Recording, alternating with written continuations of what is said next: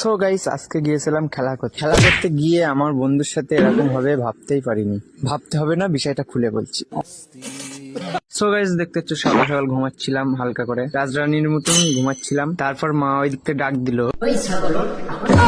So guys, বেরাস করতে না করতে হাতে ধরিয়ে দিল থলে, বলে যা বাজারে যা। সো গাইস, দেখতে পাচ্ছ বাজার হয়ে গেছে। এখন যাচ্ছি আমি ক্লাবের ধারে যেতে না যেতে সাকিব আর মিনাজের সাথে দেখা হয়ে যায়। ওরা বলছে ফুটবল খেলবো, আমি বলি চল খেলা করতে যাই। খেলার মাঠে গিয়ে দেখছি প্রচুর দর্শক এসছে এখানে।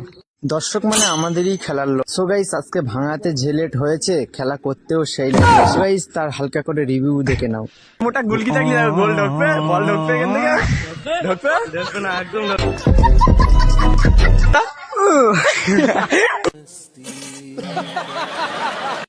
সো গাইস, এদিক ওদিক কান্না দিয়ে খেলার দিকেই চোখ দিন।